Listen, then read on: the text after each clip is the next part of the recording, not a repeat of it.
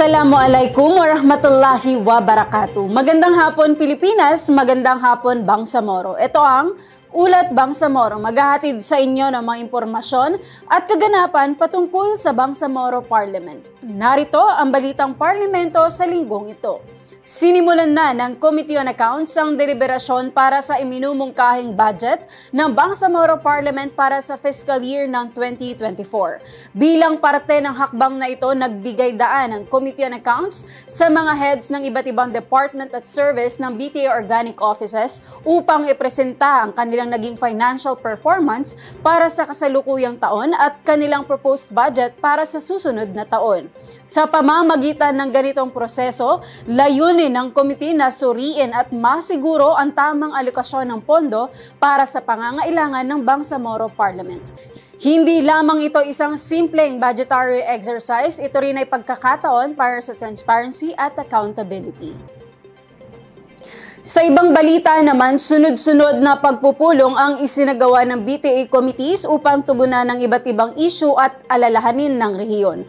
Una narito ang Committee on Basic, Higher and Technical Education na nagpulong upang talakayin ang BTA Bill No. 31 o ang Bangsamoro Institute for Higher Islamic Studies Act of 2023. Matapos ng masusing pag-aaral at deliberasyon, layo ng CBHTE na ipresenta sa plenaryo ang committee report para sa BTA Bill No. 31 na magbubuo ng kauna-unahang higher Islamic institution sa bansa. Ang institusyon na ito ay tatawaging Bangsamoro Institute for Higher Islamic Studies na mag-aalok ng specialized baccalaureate at postgraduate degrees sa Islamic Studies at Arabic language. Specialized in a sense that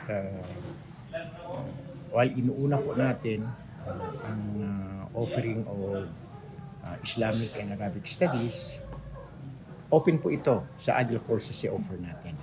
So, kung titingnan po natin, hindi lang po ito pang-Islamic. Samantala, inaprubahan naman ng Committee on Environment, Natural Resources and Energy ang mga panukalang batas at resolusyon na layong paigtingin ang kalikasan, konserbasyon at pag-unlad sa rehiyon.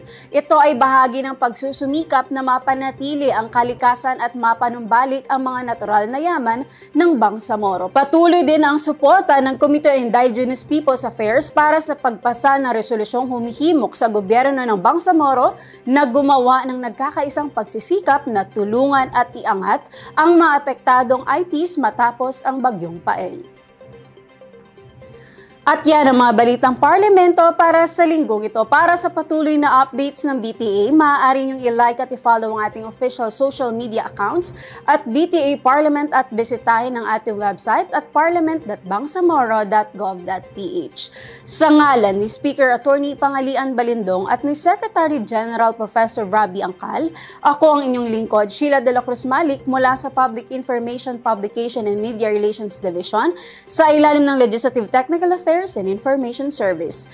Kami ang inyong tagapag-ulat na maghahatid ng mga kaganapan at impormasyon patungkol sa Bangsamoro Parliament. Muli, magandang hapon. Wassalam.